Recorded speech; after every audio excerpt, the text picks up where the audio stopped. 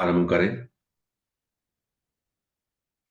गायत्री महामंत्र से ऋषियों को, परम पूज्य गुरुदेव को ध्यान करें, उनका आह्वान करें और प्रार्थना करें कि आपके बताए मार्ग पर चलने की हमें प्रेरणा मिले, हमारा जीवन श्रेष्ठ हो, गायत्री साधना को हम आत्मसात कर सकें।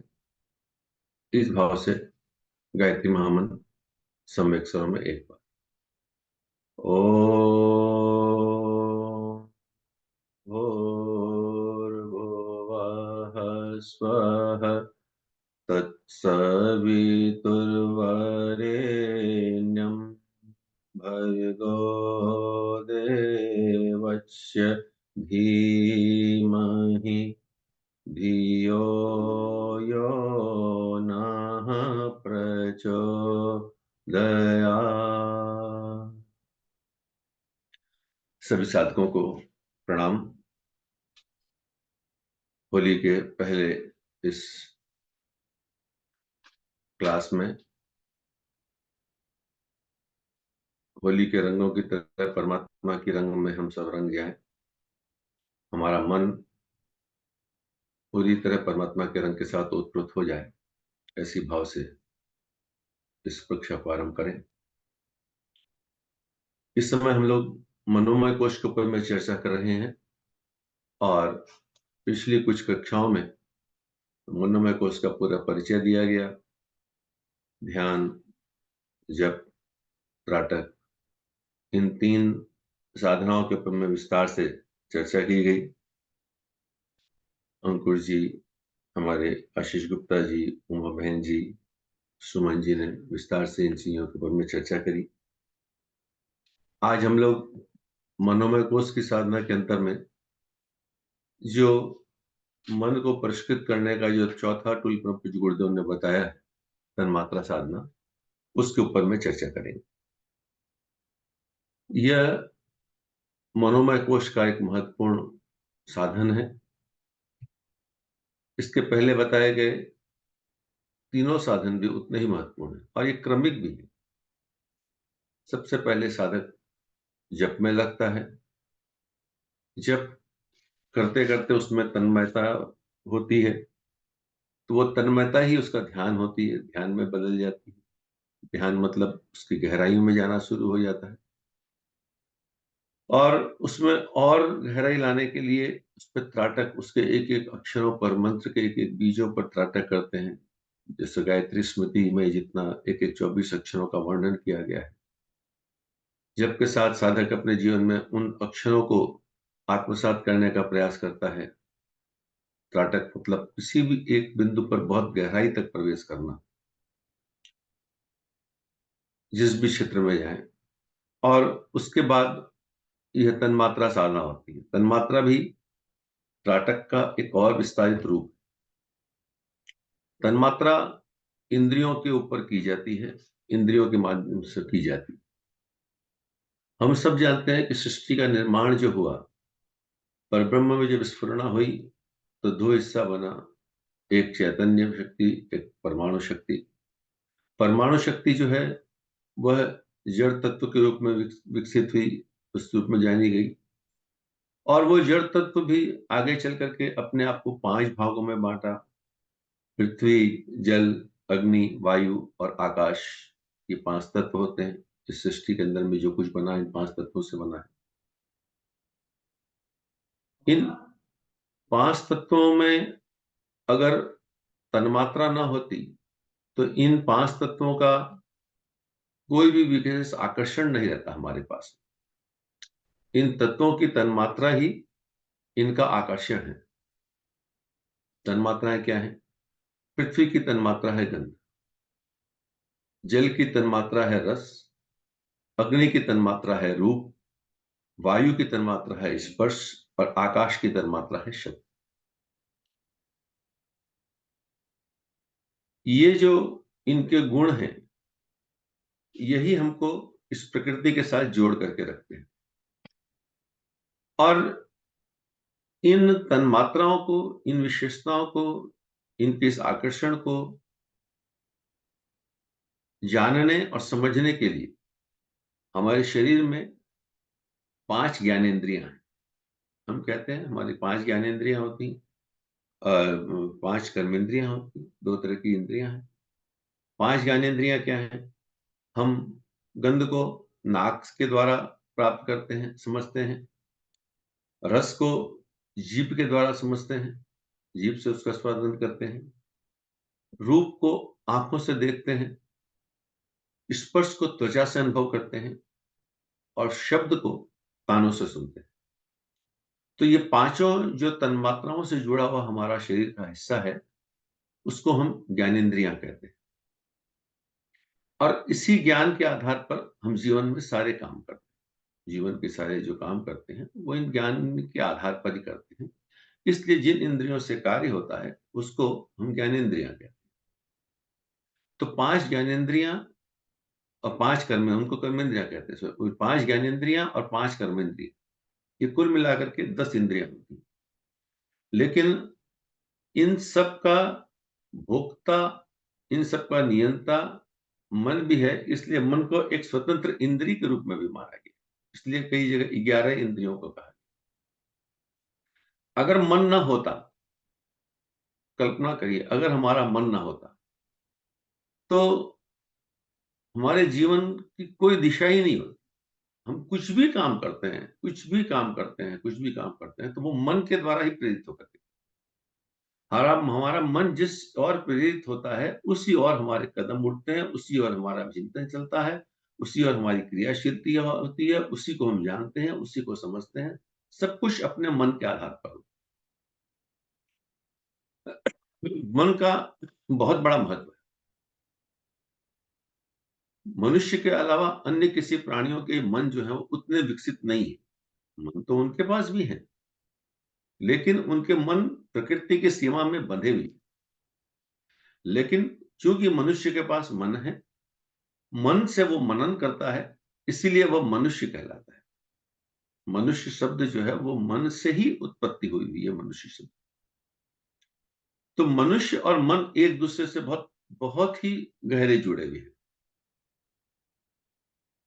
इसीलिए भगवान कृष्ण ने गीता के 6ठे अध्याय में आत्म संयम योग अध्याय के अंदर में मन के ऊपर में बहुत विस्तार से, जितने भी साधनाएं हम और आप पढ़ते हैं, जानते हैं, वो सब मन को ही नियंत्रण करने के लिए सबसे ज्यादा काम करती है।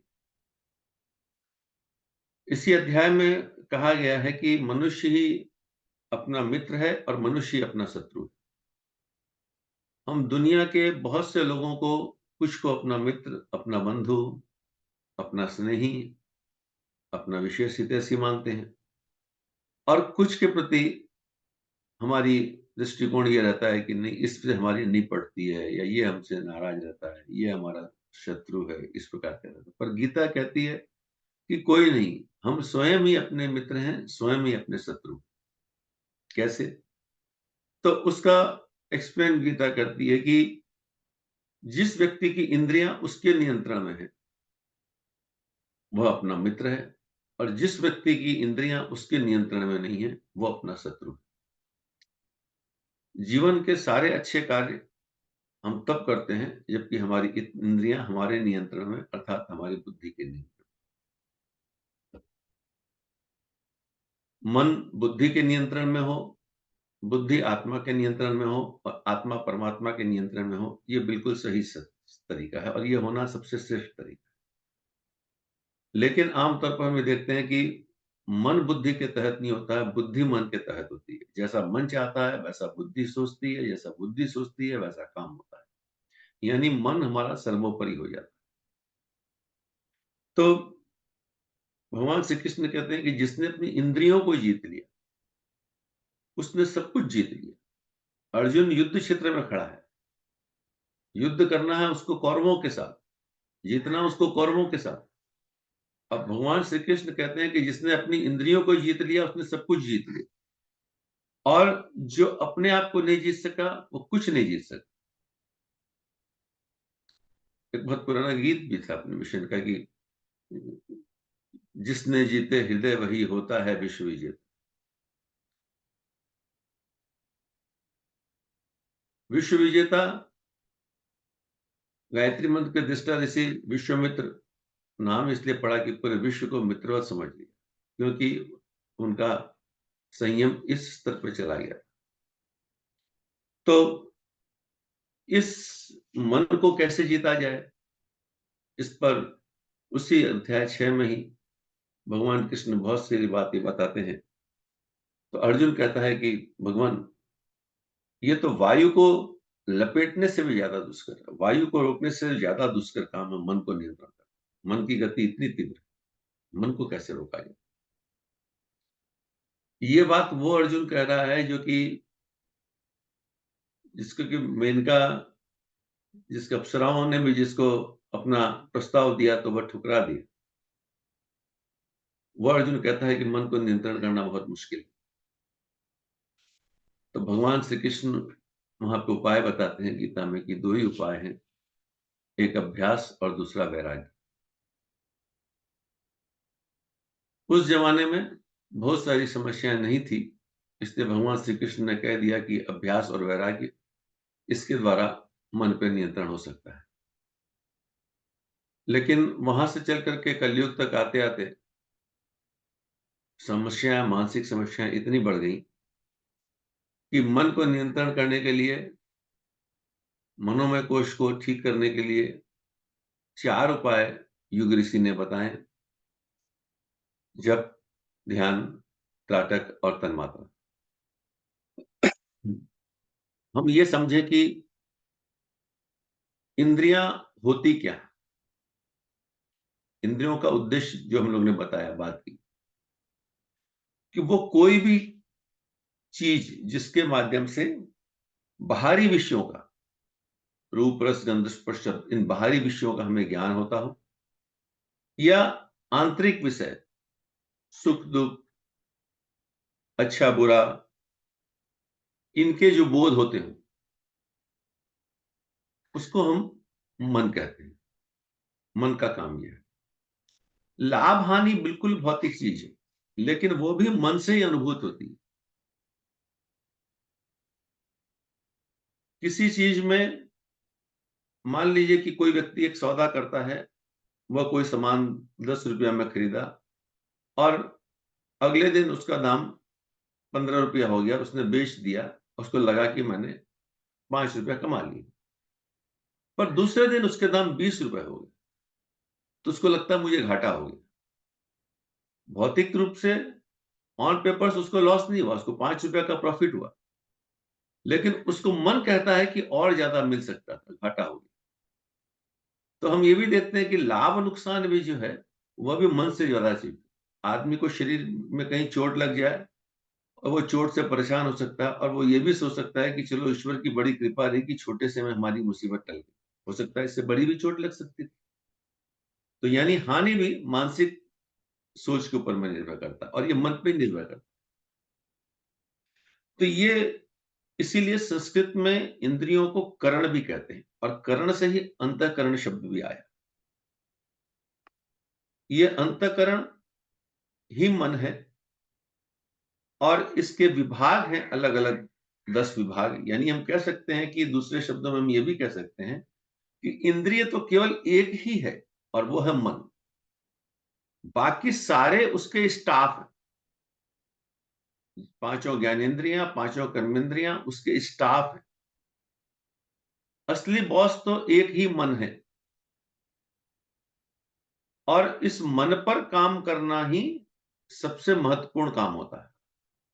और इसीलिए बार बार ये कहा जाता है कि मनोमय कोश को पार करने में बहुत समय लगता है। बहुत समय इसलिए लगता है कि इसमें रोज धूल आती रहती है। हम रोज परिष्कार करते हैं और रोज धूल आती रहती है।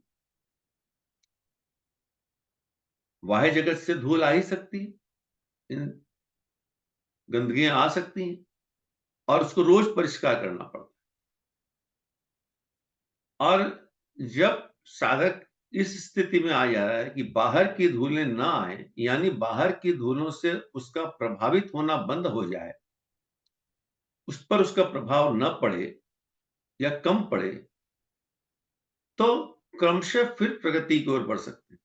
अभी तो हमारी स्थिति ऐसी होती है कि हम ₹8 कमाते हैं, ₹10 खर्च कर देते हैं, ₹10 का घाटा ही होता चला जाता।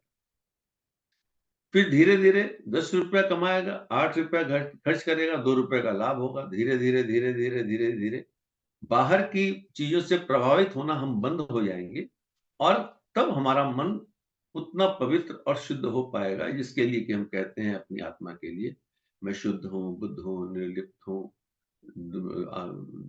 सबसे निराकार हूँ। इस प्रकार की जो बातें हम शब्दों का प्रयोग करते हैं, वो तभी हो पाएगा जबकि हम इनसे प्रभावित होना बंद हो जाएँ।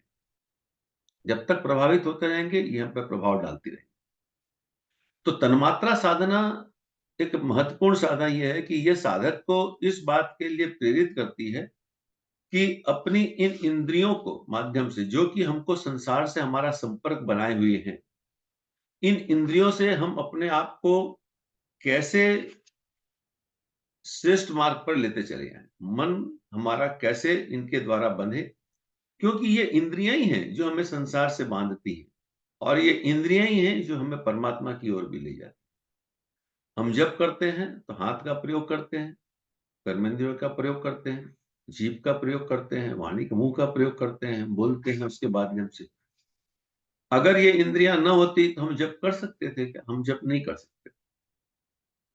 हम ध्यान करते हैं तो शरीर को स्थिर रखने का प्रयास करते हैं, मन को, विचारों को रोकने का प्रयास करते हैं, तब ध्यान हो पाता है। हम यज्ञ करते हैं, हाथों से करते हैं, प्रतिमाओं के दर्शन करते हैं, आँखों से करते हैं, भजन करते हैं, मुँह से करते हैं, कान से सुनते हैं। ये सारी इंद्रियाँ हमें परमात्मा की ओर ले जाने में भी मदद करती हैं और इन्हीं इंद्रियों के प्रभाव से आदमी चोरी, डकैती, हत्या, बलात्कार जैसे कुकर्म भी करता है। तो इन इंद्रियों को ही हम अपना सबसे श्रेष्ठ मित्र मानें। अगर मित्र न मानेंगे तो इन इंद्रियों का हम पूरा लाभ हमें नहीं होगा। तन्मात्रा साधना का अर्थ है इंद्रियों की साधना, अर्थात मन को प्रशिक्षित करना, मन को दबाव में नहीं डालना, मन को ट्रेन करना है हमें। मन तो हमारा है, मन को हम हटा नहीं सकते। मन हमारा महत्वपूर्ण अंग है, उसको प्रशिक्षित करना हमारा इसका काम। प्रशिक्षित किस तरीके से करें? इसके 3 उपाय, 3 3 इसमें विचार हैं जो कि हमको ध्यान रखना चाहिए। पहला, पवित्र करना, दूसरा एकाग्र करना और तीसरा मग्न करना। 3 बातें। पहले उन इंद्रियों को प्रशिक्षित करें। ये सारी इंद्रियां हमारी जो हैं, ये जो है रूप रस गंध स्पर्श शब्द का जो हमें बोध कराती हैं, यानी नाक, जीभ, आंख, त्वचा और कान, ये सारी ज्ञानेंद्रियां जो हैं, इनको पहले हमें पवित्र करना। पवित्र करना मतलब, पवित्र करना मतलब इसके अंदर में इनको श्रेष्ठ कार्यों में चलने के लिए अच्छी प्रेरणाएं देना है। एक एक इंद्रियों पर चर्चा करेंगे क्रमशः, लेकिन ये तीन हमें बातें अगर याद रह जाए कि तन्मात्रा साधना में मन को ठीक करने में 3 बातें इंपॉर्टेंट। इन्हें पवित्र करना, दूसरा इन्हें एकाग्र करना, किसी उस चीज पर वो इतने पिन पॉइंटेड हो जाए कि अन्य कोई बात उसे ध्यान नहीं रहे। और एकाग्रता जब बढ़ती जाएगी तो वो मग्न हो जाएंगे उनके, पहले तो उस विषय पर ही एकाग्र होती रहेंगी और फिर उस विषय में ही डूब जाएंगे।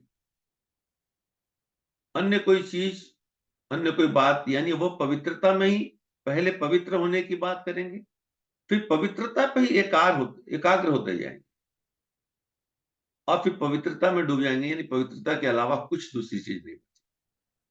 अगर हर इंद्रियों के लिए इन 3 चरणों का अगर हम ध्यान रखें तो फिर तन्मात्रा साधना हमारे लिए क्रमशः आसान और सुलभ होती चली जाएगी। यही इन तीनों का इन नियंत्रण करने का एक श्रेष्ठ उपाय है।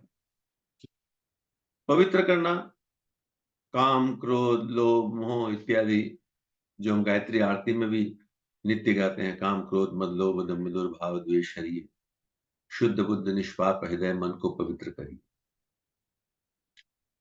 हर दिन सुबह शाम हम आप सब नित्य आरती करते हैं गायत्री माता की, और ये लाइन हम रोज बोलते हैं,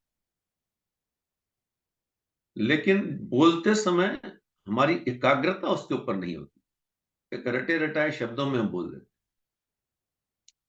माँ की जब आरती करें तो अपनी खुली नेत्रों से माँ से बात करें, हम माँ आपसे ये बात करें, तो आरती के एक एक शब्द जो है हमारे लिए आनंददायक बनते चले गए।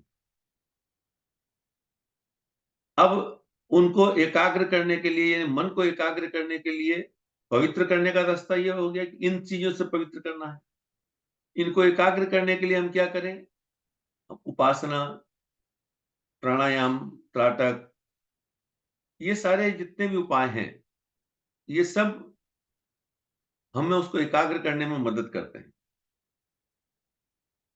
और मग्न होना मतलब ध्यान का गंभीर प्रयोग उस पर करना, उस पर ध्यान का गंभीर प्रयोग करने से हम उसमें मग्न होते चले जाते। इंद्रियों को हम दबा नहीं सकते। इंद्रियों का दमन जिस व्यक्ति ने भी करना चाहा वह असफल हो गया।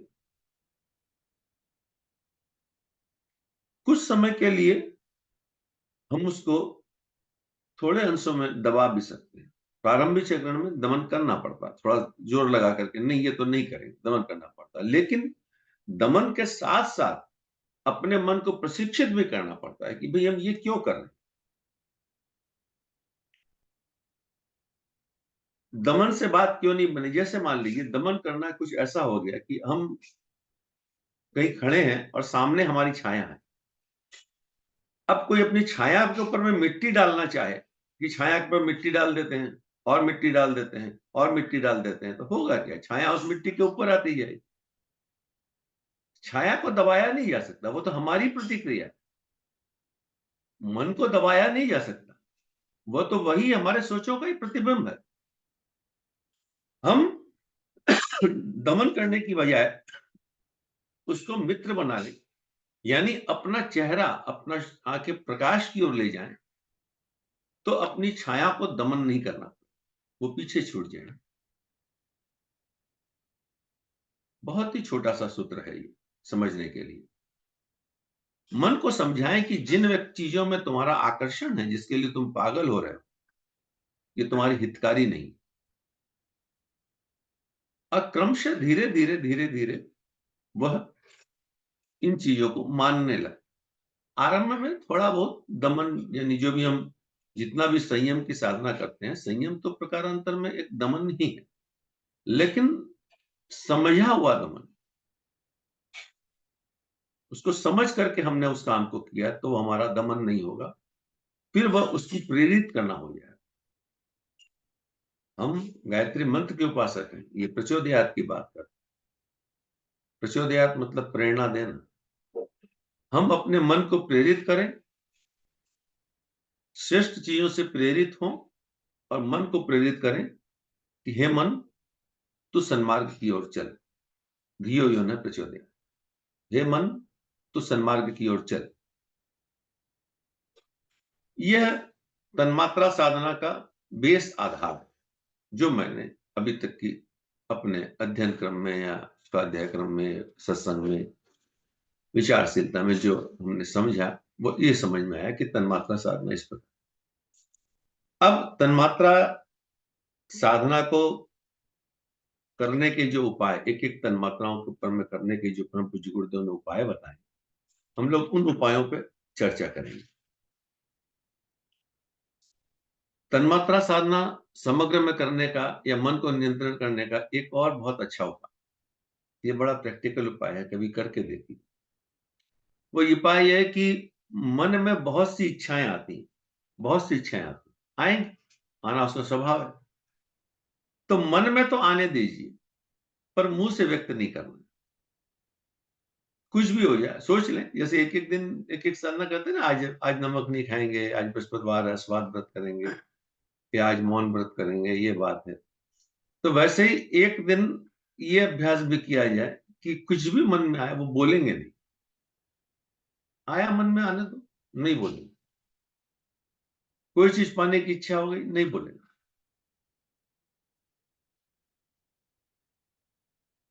जब नहीं बोलेंगे तो क्या होगा? प्रकृति को देना होगा तो देगी, नहीं देना होगा तो नहीं देगी। हम नहीं बोलेंगे। हम बोलेंगे तो उस पर हमारी क्रियाएं शुरू हो जाएगी, उस पर हम काम करना शुरू करेंगे। और अगर हम नहीं बोलते हैं, प्रकृति पर छोड़ देते हैं, पूर्ण समर्पण योग, जैसी तुम्हारी इच्छा, तुम उपयोगी समझो तो करना। विचार तो मन में आएंगे, इच्छाएं आएंगी, लेकिन नहीं बोलेंगे। कभी करके देखिए, बहुत आनंद आएगा। एक ही दिन कर लीजिए, रोज करने की भी आवश्यकता नहीं। हम सब गृहस्थ व्यक्ति अगर एक दिन का संकल्प कर लें, 4 घंटा का संकल्प कर लें, 6 घंटे का संकल्प कर लें कि 6 घंटे तक हमारे मन में कोई भी इच्छा आई, तो उस इच्छा को हम व्यक्त नहीं करेंगे। व्यक्त नहीं करेंगे तो इंद्रियां उधर क्रियाशील नहीं होंगी। बहुत छोटा सा एक प्रैक्टिकल उपाय इसके ऊपर में करने के लिए किया सकते। आइए हम लोग एक एक तन्मात्राओं की जो साधनाएं कुछ गुरुदेव ने बताई, उनके ऊपर में हम लोग चर्चा करें। सबसे पहले हमारी इंद्रियों के क्रम में हम चलें तो पृथ्वी तत्व सबसे पहले है। उसका तत्व है गंध, और गंध को प्राप्त करने की इंद्रियां है हमारी नाक। तो नाक के द्वारा गंध साधना का कुछ गुरुदेव ने गायत्री महाविज्ञान में हम लोग को क्या उपाय बताया।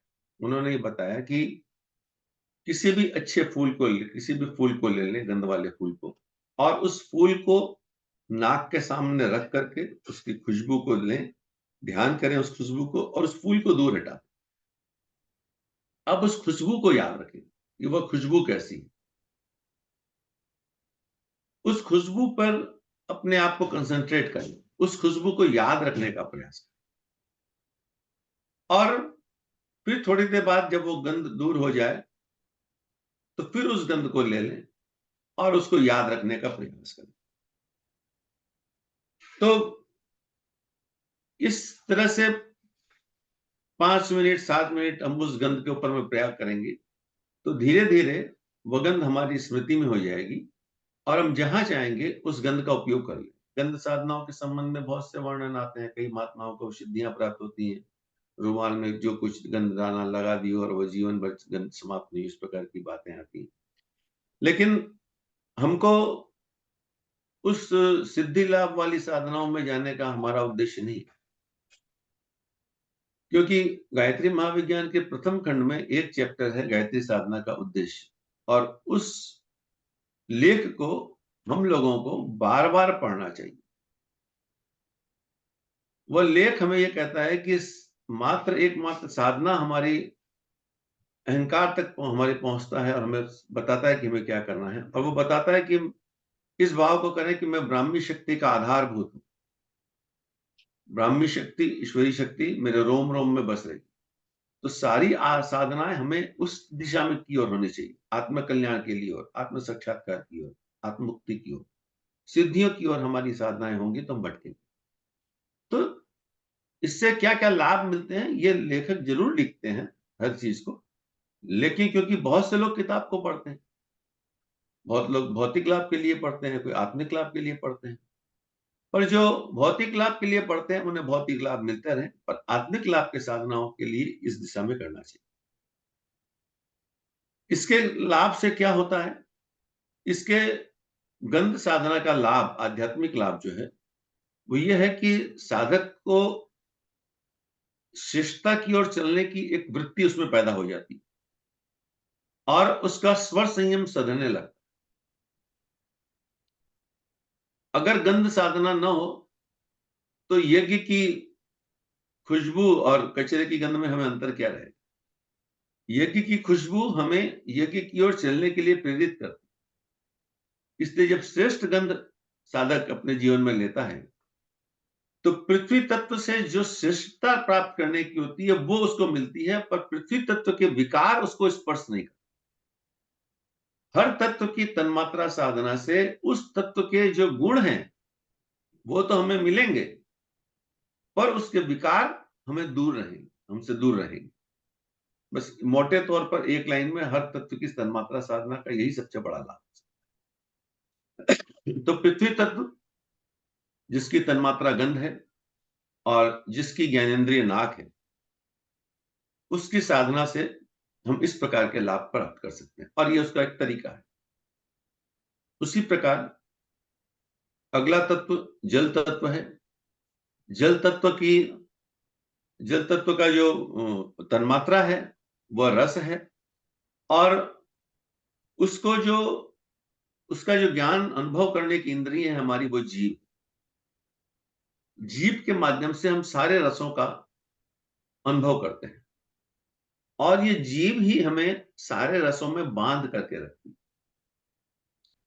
इन रसों से मुक्ति पाना मतलब उसके बाद ऐसा नहीं है कि वो रस हमें अच्छे नहीं लगे। मीठा तो मीठा ही लगेगा हर स्थिति में, नमकीन नमकीन ही लगेगा, लेकिन रस की साधना करने से रस के ऊपर में हमारा नियंत्रण हो जाता। गुरुदेव ने इसका उपाय लिखा है कि किसी भी एक फल को ले लीजिए आपको, या कोई भी फल जो हमें अच्छा लगता है, उसका एक टुकड़ा जीभ पर रखें, कुछ देर तक उसके स्वाद को हम याद रखें, उसको फिर हटा दें, फल को हटा दें। अब हटाने के बाद भी उस स्वाद को हम याद रखें। हम लोग कुछ भी खाते हैं एक्स वाई जेड, तो जीभ पर कितनी देर रहता है? जीभ पर 10 मिनट बाद, 10 सेकंड, 12 सेकंड जीभ पर रहता है, उसके बाद वो पेट में चला जाता है, लेकिन उस स्वाद की अनुभूतियां हमें रहती हैं। तो स्वाद की अनुभूतियां अभी हम सुख के लिए ले रहे हैं। अब रस साधना में स्वाद की अनुभूतियों को हम इसलिए लेंगे कि फिर हम वो रस को कहीं भी किसी भी चीज में उस चीज रस को हम प्राप्त करते रह सकते। गुरुदेव लिखते हैं कि आकाश में सारे तत्व विद्यमान, और रस साधना करने के बाद में उन सारे रसों को हम आकाश से भी खींच सकते। आत्म साधना में जीवन के सांसारिक रसों से हटकर ईश्वर की रस की ओर बढ़े, ये हमारी रस साधना हो।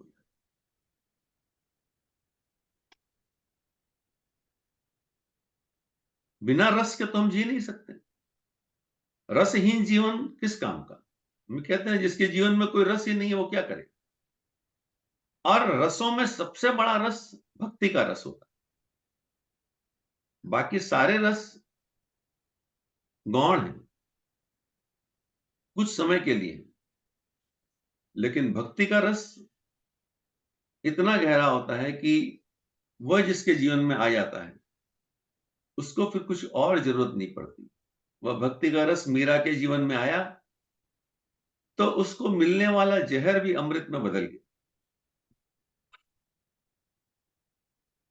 तो ये रस तन्मात्रा साधना में, और इसीलिए गुरुदेव ने हम लोग को अस्वाद व्रत की बात कही, क्योंकि हमारा सारा भटकाव अन्न से शुरू होता है, स्वाद के माध्यम से। शरीर बिगड़ता ही स्वाद के कारण। हम उस स्वाद के चक्कर में अपनी आवश्यकताओं से ज्यादा ग्रहण करते हैं, और जो एक्स्ट्रा हम लेते हैं वही हमारे शरीर के लिए नुकसानदायक होता है। कोई भी चीज बनी हुई शरीर के लिए नुकसानदायक नहीं है, अगर उसे सीमित मात्रा में सही तरीके से लिया जाए। लेकिन होता यह है कि हम उसको जितनी आवश्यकता है उससे ज्यादा, क्योंकि रस आने लग गया। अब चाहे अन्न हो चाहे कोई भी चीज हो, जिसमें रस आने लग जाता है उसमें हमारे कदम बहुत तेजी से बढ़ने लगते। अब अगर ये सात्विक दिशा में जाए तब तो बहुत अच्छी बात, पर तामसिक दिशा का हो तो उतना ही नुकसानदायक हो जाता है। अस्वाद व्रत करने का सबसे बड़ा लाभ यह होता है कि आदमी के अपने मन पे नियंत्रण। इसलिए गुरुदेव ने कहा कि कम से कम हफ्ता में एक दिन हम अस्वाद व्रत करें। नमक चीनी दोनों छोड़ दें, दोनों न छोड़ें तो कम से कम नमक छोड़ दें, क्योंकि जितनी भी चटपटी चीजें होती हैं वो नमक से बनती हैं। मीठा आप बहुत ज्यादा नहीं खा सकते, और मीठा अगर आपने थोड़ा ज्यादा खा भी लिया, अगर आपको डायबिटीज नहीं है तो बहुत ज्यादा परेशानी नहीं होगी। लेकिन पेट को खराब करने की अधिकांश चीजें, अधिकांश कहिए कि सब चीजें ही नमक से बनी होती। तो इस अस्वाद ब्रस भी इस रस साधना का एक हिस्सा है। इसलिए हम में से हर किसी को कम से कम हफ्ता में 1 दिन अस्वाद व्रत करने को कहा गया।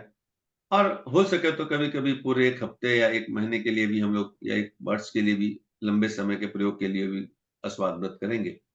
तो रसेंद्रियों पर, इस जीव के ऊपर में हमारा नियंत्रण आ जाएगा। जीव की लोलुपता हमारी घट जाएगी। अगला तत्व जो है पृथ्वी, जल, और अगला तत्व अग्नि तत्व। अग्नि तत्व का रूप, अग्नि तत्व की तन्मात्रा है रूप, और उसकी ज्ञानेंद्रियां हैं आंखें। ये बहुत महत्वपूर्ण। जो बीच का हिस्सा होता है बड़ा महत्वपूर्ण। पंचकोशों में मनोमय कोश बीच का हिस्सा है। अन्नमय प्राणमय के बाद मनोमय कोश, उसके बाद विज्ञानमय और आनंदमय कोश। तत्वों में पृथ्वी, जल, अग्नि बीज का तत्व, और उसकी तन्मात्रा आंखें, मतलब रूप, और रूप की इंद्रियां आंखें।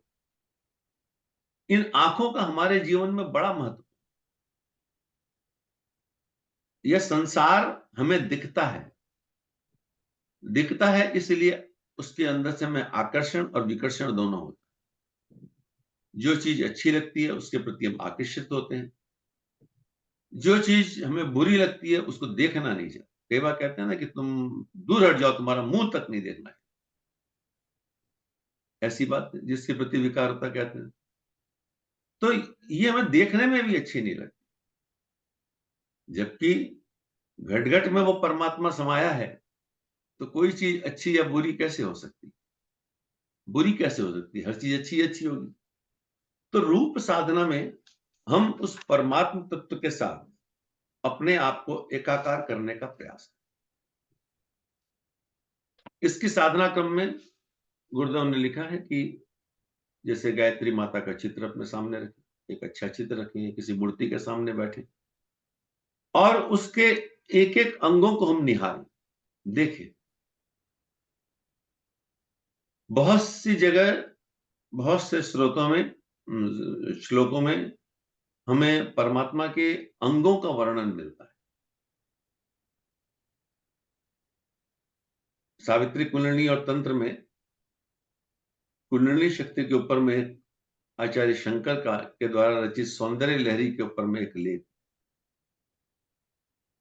बड़ा सुंदर लहरा है। उसको पढ़ने के बाद मुझे लगा कि सौंदर्य लहरी को भी पढ़ना चाहिए। अभी तक पढ़ नहीं पाया, कभी मिलेगा तो मौका तो पढ़। पर उसका जो वर्णन उसमें किया गया है, उसके बाद में हमें ये बात समझ में आई कि ऐसा क्यों किया। हर देवी के एक एक अंगों का वर्णन किया गया। तुम्हारे ये अंग ऐसे हैं, ये ऐसे हैं। इस अंगों को वर्णन करने का उद्देश्य क्या है? उसका उद्देश्य है कि उन अंगों की जो पवित्रता का वर्णन किया जा रहा है, उस पर हम अपना त्राटक करें, और उन विशेषताओं को अपने अंदर भी अनुभूत करते जाएं। जैसे एक बहुत सुंदर वर्णन उसमें आता है कि हमारी ये दो भौं जो होती है, और बीच का ये हिस्सा, इसका एक धनुष के रूप में वर्णन किया। हे मां, तुम्हारी ये दोनों भौएं और बीच का हिस्सा एक धनुष का हिस्सा की तरह लगता है। जहां से धनुष के बीच के हिस्से को पकड़ा जाता है, यहां से, तो उस हिस्से को पकड़ने की बात उस क्रम में कही जाती है। तो ये जो एक बात आती है कि धनुष के ओम जो है वो उस प्रणव के ऊपर में रख करके उसका संधान किया जाता है। यानी धनुष वह शस्त्र है जिससे कि हम अपने लक्ष्य का संधान कर सकते। अब हमारा लक्ष्य के ऊपर में जब हम पूरा ध्यान करेंगे, यानी अपनी इस भ्रुकुटी पर जब किसी चीज का ध्यान करें, तो इस धनुष के माध्यम से हम अपने उस लक्ष्य को भेद सके। मां की आंखों को देखें तो उसका वो भाव हमें उसके साथ साथ में आता चला। वैसे ही एक वर्णन उसमें आता है कि मांग में जो सिंदूर भरा हुआ है, अब हम देखते हैं विशेषकर हमारे बिहार क्षेत्र में एक परंपरा है कि वो सिंदूर को पूरा यहां से लेके यहां तक बहुत लंबा लगा। आजकल तो फैशन में थोड़ा बहुत लगा दिया जाता है, पर परंपरा ये रही कि ऐसे लगाए। उसका वर्णन यह दिया गया कि आज्ञा चक्र से सहस्त्रार तक किया।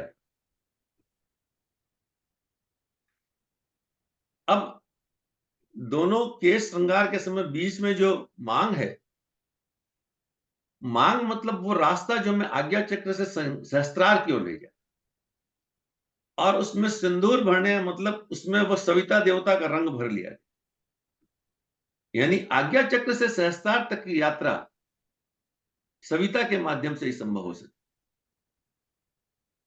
अब इसी प्रकार एक एक अंगों का जो वर्णन हमको विभिन्न देवी देवताओं के अंगों का वर्णन मिलता है, चाहे हम भगवान राम की स्तुति करें, कृष्ण की स्तुति करें, तो उन अंगों का वर्णन करना मतलब उन देवताओं की स्तुति करना नहीं, उस पर तन्मात्रा करना, यानी वे अंग ही तो हमारे अंग हैं, हमारे अंग भी उसी प्रकार विकसित होते चले जाते। मनोविज्ञान में कहा गया है कि अगर कोई बैल परमात्मा का, अगर कोई बैल में चेतना आ जाए और वह ईश्वर का स्वरूप वर्णन करे, तो बैल जैसा ही एक परमात्मा बनाए। देवताओं के सारे चित्र हमने मनुष्य की आकृति में इसलिए बनाए क्योंकि हम मनुष्य, हमारी आकृति ऐसी, यानी जैसा हम दिखते हैं वैसा ही परमात्मा दिखता है, यानी जैसा परमात्मा है वैसे ही हम हैं। ये हमारी रूप साधना। हर प्राणी में रूप तुम्हारा पंकज सा मुस्काता, रवि मंडल की ज्योति तुम्ही हो हे गायत्री। जब ये भाव रूप साधना के माध्यम से साधक अपने अंदर में विकसित होने लगता है, विकसित करता है, तो यही परमात्मा का साक्षात्कार बनने लगे। तब कण कण में परमात्मा समाया हुआ का बोध होने लगता। रूप साधना जब महापुरुषों के प्रति करते हैं तो उनकी श्रेष्ठताओं का अपने जीवन में बोध होना शुरू। हम गुरुदेव का ध्यान करें तो गुरुदेव की असीम श्रेष्ठताएं, उसमें से जो श्रेष्ठता हमें प्रभावित करती, हम उस पर ध्यान करें। हमारा अग्नि तत्व हम में उन गुणों को विकसित करे। ये रूप साधना का महत्व होता चला जाता है। दर्पण के माध्यम से भी कर सकते। दर्पण में अपने आप को देखा, अपने ही रूप की साधना।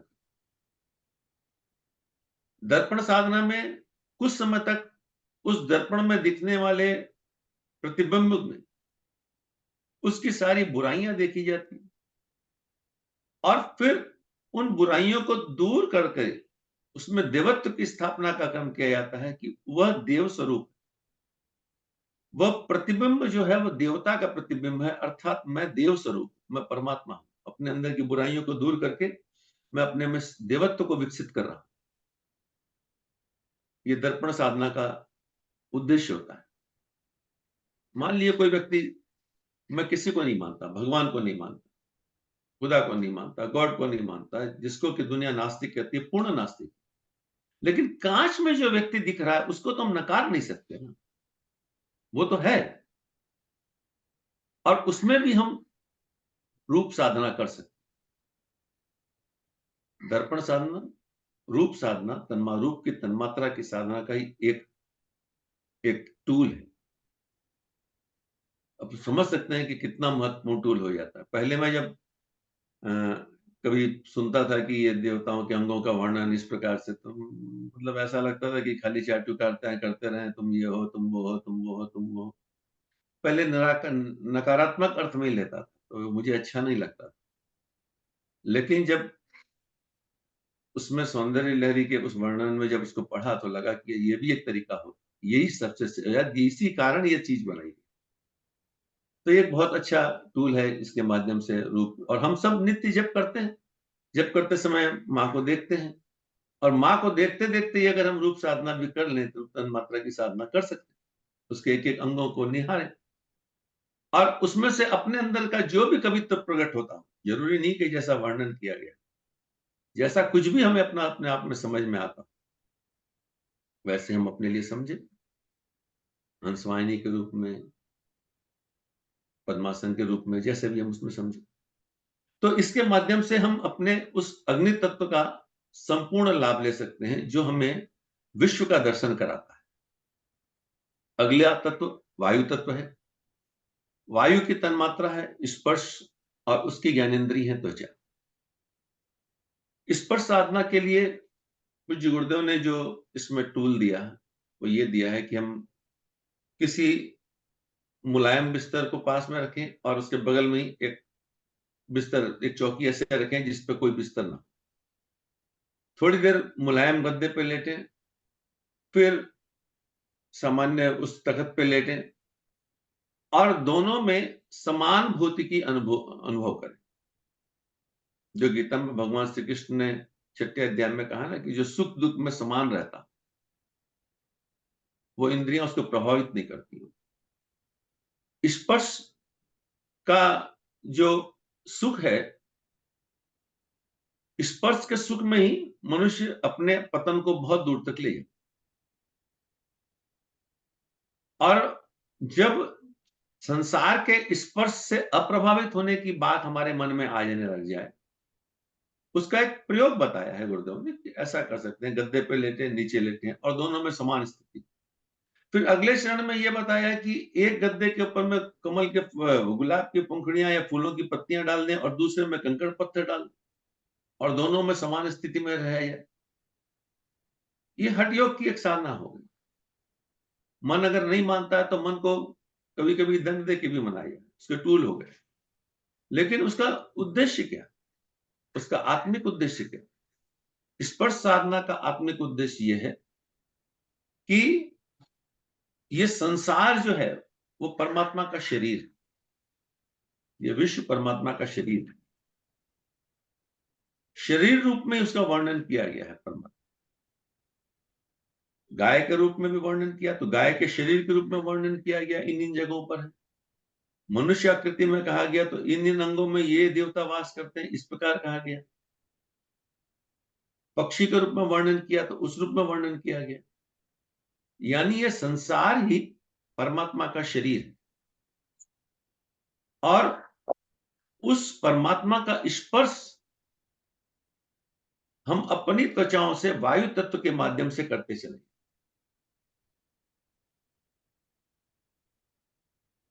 तो ये स्पर्श तन्मात्रा का एक रूप है। ब्रह्मचर्य की साधना के लिए भी स्पर्श तन्मात्रा बड़ी महत्वपूर्ण है।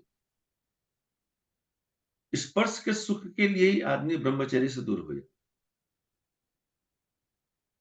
लेकिन अगर वह माने कि यह केवल वायु तत्व का प्रभाव, शांतिकुंज में डॉक्टर दत्ता थे, वो हमेशा कहते थे कि केवल बाहर की चमड़ी के केवल 0.3 mm की चमड़ी का खिंचाव ही मनुष्य को एक दूसरे से दूर करता, बाकी सारा शरीर एक जैसा। तो हम उसके भेद को समझ लें कि यह कोई स्पर्श हमें अच्छा या बुरा कहीं लग रहा है, तो हमको सारी तन्मात्राओं का अर्थ यह कि हम अच्छे बुरे से के प्रभाव से दूर होकर के प्रज्ञा स्थिति में स्थिर प्रज्ञ होकर के जिए। अब ये स्पर्श वस्तु का, व्यक्ति का या किसी का भी, उससे हम अप्रभावित रहे। ये स्पर्श तन्मात्रा, जब स्पर्श का प्रभाव कम होने लगेगा तो आदमी का कामेंद्रियों पर भी नियंत्रण होना आरंभ। उसके बाद में अगला तत्व जो है, अंतिम तत्व आकाश तत्व।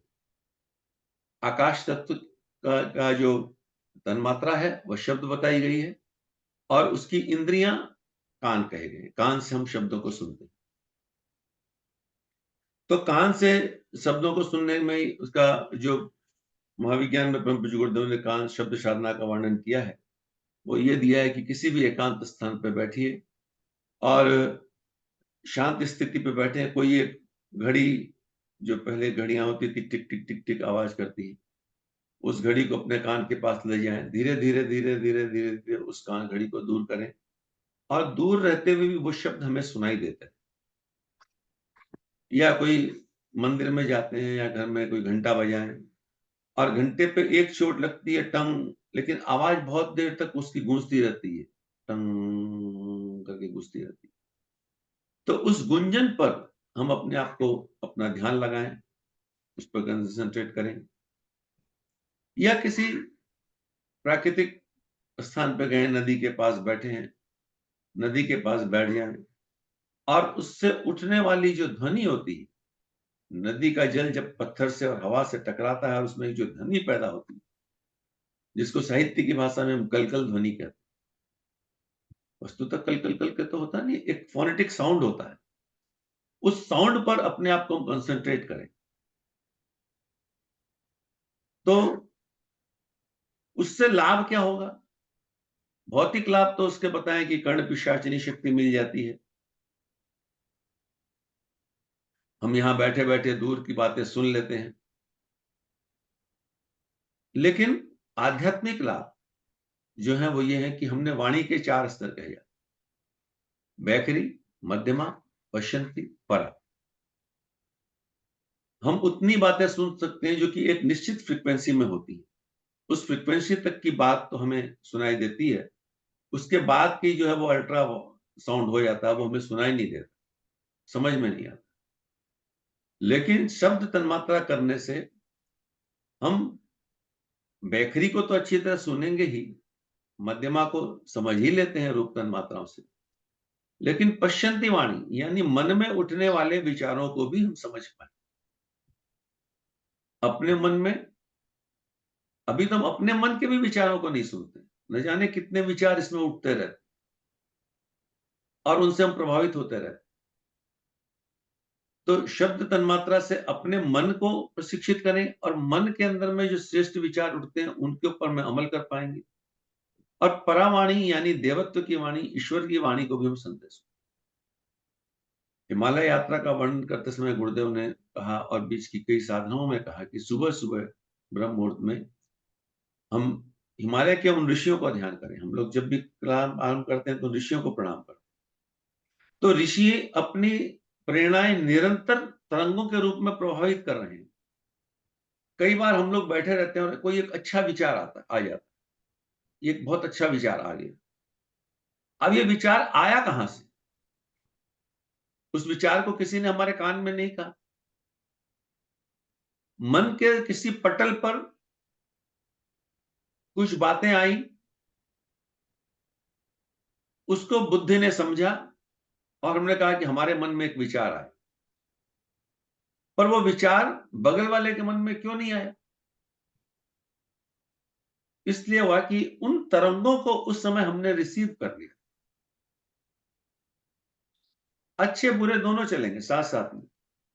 हमको ध्यान अच्छाई की तरफ रखना। उन अच्छे विचारों को हमने कंसंट्रेट किया, उनको धारण किया, यानी ईश्वर की, परमात्मा की उन वाणियों को सुनने का हमें अभ्यास हुआ। बिना साधना के भी विचार आते हैं, लेकिन जब हम साधनाएं करने लगते हैं और अपने कानों का उद्देश्य समझ में आ जाए कि हमारे ईश्वर ने कान हमें किस लिए दिए, तो फिर वो संकेत, वो वाणी, वो परामर्श हमें सहज रूप में मिलने चले जाते।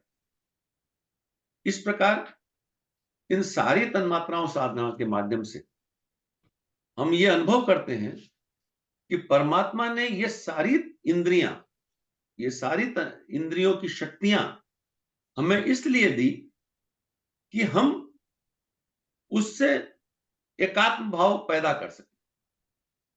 हम परमात्मा से अलग हुए, हमारा कोई, हम कहीं अपने घर से कहीं दूर चले जाते हैं काम के लिए, पर एक मोबाइल है हमारे पास में जिससे कि हम परिवार के साथ अपना संपर्क बनाए रखें। यहां से चंद्रमा तक यान भेज दिया गया, लेकिन कम्युनिकेशन उस यान के साथ हमारा चल रहा है। परमात्मा से कम्युनिकेशन करने के लिए परमात्मा ने हमें ये इंद्रियां दी। बेटा तुझे संसार में भेज रहे हैं, पर तेरा मेरा संपर्क कैसे बनेगा? तो तेरे मेरे संपर्क के लिए तुझे कुछ इंद्रियां देता हूं। इन इंद्रियों के माध्यम से, इनकी तन्मात्राओं के माध्यम से तुम उससे संपर्क कर सके। जब हमें ये बात समझ में आ जाए तो फिर इन इंद्रियों का मिसयूज बंद हो जाएगा और इंद्रियां किस लिए हमें मिली इसका हमें बोध हो जाएगा। फिर दमन की आवश्यकता नहीं पड़ेगी, फिर वो आसानी से सहज हो जाए। एक, हम में से हर कोई व्यक्ति या जितने भी व्यक्ति मिलते हैं, हम जिस दिन अपने आप को ये मान लें कि मैं साधक हूं, मैं अपने आप को क्या मानता हूं, इस पे बहुत बड़ा महत्व। देखिए, एक सामान्य सी घटना बता। एक लड़की, जिस दिन उसकी शादी होती है, जिस दिन उसकी शादी हो रही है, बस पर्टिकुलर उसी डे की बात, उस दिन वो दुल्हन के रूप में सजती है। दुल्हन के रूप में सजने के बाद उसका उठना, उसका बैठना, उसका चलना, उसका खाना अन्य दिनों की तरह स्वाभाविक नहीं होता। अब शादी के मैदान में तो वहां पे बहुत तरह की मिठाइयां लगी, लेकिन उस दिन वो चहक चहक करके उन सारे स्टॉल पर जाकर के नहीं खाई, मन ही नहीं होगा उसका। क्यों? क्योंकि आज तो मैं दुल्हन हूं, आज तो मैं दूल्हा हूं। मैंने आपको माना कि आज मैं दुल्हन हूं, आज मैं दूल्हा हूं। दूसरे दिन शादी हो गई तो दुल्हन का भाव समाप्त हो जाएगा, दूल्हे का भाव समाप्त हो जाएगा और सामान्य जिंदगी जिएंगे। वाणी वही है, 5 दिन पहले भी उस वाणी से बात करते थे, 5 दिन बाद भी उस वाणी से बात करेंगे, लेकिन उस दिन वाणी का स्वरूप ही बदल जाता। क्यों बदल जाता है? क्योंकि मान लिया कि आज मैं दूल्हा या दुल्हन, और जब मान लिया वैसा, तो मेरे सारे आचरण भी वैसे होने लगे। जिस दिन मैं ये मान लूंगा कि मैं साधक हूं, उस दिन मेरी सारी क्रियाएं बदल जाएंगी, मेरा सारा तरीका बदल जाएगा। और उसको मानने के लिए इतने सारे टूल्स जो पंचकोशों में 19 टूल दिए गए, वो इसलिए दिए कि जब इन पे हम काम करते हैं तो मानते हैं कि मैं ये हूं। जब हम व्यायाम करते हैं तो मानते हैं, जब आसन ग्रहण करते हैं मानते हैं कि मैं अपने शरीर को ठीक रखूं। जब हम मस्वाद व्रत करते हैं तो मानते हैं कि मुझे इनमें नहीं फंसना है। नवरात्रि साधना करते हैं तो मानते हैं कि हमें आज नहीं करना। जिस दिन साधक ये मान ले, कोई भी व्यक्ति ये मान ले कि मैं साधक, हम अपने आप को बहुत कुछ मानते हैं, लेकिन अगर ये मान ले कि मैं साधक हूं, तो ये सारी इंद्रियां हमारे लिए सहयोगी हो जाएंगी और परमात्मा हमसे जो कम्युनिकेट करना चाहता है वो कम्युनिकेशन हमसे कर ले। तो ये तन्मात्रा साधना का विज्ञान जो मैंने समझा, अपने शब्दों में आपके सामने व्यक्त करने का प्रयास किया। 24 घंटे ये एक एक बार तन्मात्राओं का टूल उसमें गुरुदेव ने लिख दिया है, लेकिन वो तो एकदम प्रारंभिक प्रक्रिया लिख दी। लक्ष्य हमारा वहां तक है कि हम परमात्मा से कम्युनिकेट कर सकें। तो समय भी लगभग हो गया। आप सबको बहुत बहुत प्रणाम कि जहां तक हो सका मैंने इसको जैसे समझा बताने का प्रयास किया। कितना सफल होऊंगा अभी इसको अपने करने में, हम सब इस पथ के पथिक हैं। मंजिल हमें अभी नहीं मिली, लेकिन राह मिल गई। राह मिली है तो मंजिल भी मिल जाएगी। एक राह मिलना महत्वपूर्ण होता है। गुरुदेव की कृपा से, ईश्वर की अनुकंपा से हमें राह मिल गई, और राह मिल गई है तो अब हम पथिक हो गए। जब तक राह नहीं मिलती है तो हम यात्री भी नहीं हो, कहीं पड़ाव में बैठे रहते हैं, भटकाव में। और चलते चलते एक दिन मंजिल भी मिल जाएगी, निश्चित रूप से हम सबको मंजिल मिल जाएगी। इसी विश्वास के साथ मैं अपनी इस वाणी को यहाँ विराम करता हूँ। अमन भैया। जी भाई साहब, बहुत बहुत धन्यवाद भाई साहब। तो इतना सरलीकरण आपने जो है स्कूल विद्या का करके हम लोगों को बताया। तो हम लोग सीधे जो है प्रश्नोत्तरी में आ जाते हैं। तो बाबूजी से निवेदन है कि बाबूजी भी से हम इनका आशीर्वाद प्राप्त करें, क्योंकि बाबूजी का तन्मात्रा पे बहुत लंबा अनुभव है। जी, उन्हीं के अनुभव से हम लोग सब प्रेरित भी हो रहे हैं। जी बिल्कुल बिल्कुल। जी प्रणाम। अमन जी प्रणाम। जी सभी बाबूजी प्रणाम। पार्टिसिपेंट प्रणाम। तो सीधे गोकुल जी का बहुत अच्छा अनुभव है, और किसी भी चीज को बारीकी से समझने का इनका एक जिज्ञासा रहती है। तो जहाँ भी इसको इसी को मेडिटेशन कहते हैं। मेडिटेशन जिस विषय पर भी हो, वो लक्ष्य करीब आ जाता है। हम चाहेंगे कि अमन जी कोई प्रश्नोत्तरी हो तो सीधे आए। जी, इसमें हैंड रेज कर सकते हैं, बाबूजी से हम लोग प्रश्न उत्तर पूछ सकते हैं। तराओं से जुड़ा हुआ या मन से जुड़ा हुआ मनोमय कोष। या फिर किसी भी कोर्स के कोई भी प्रश्न करें।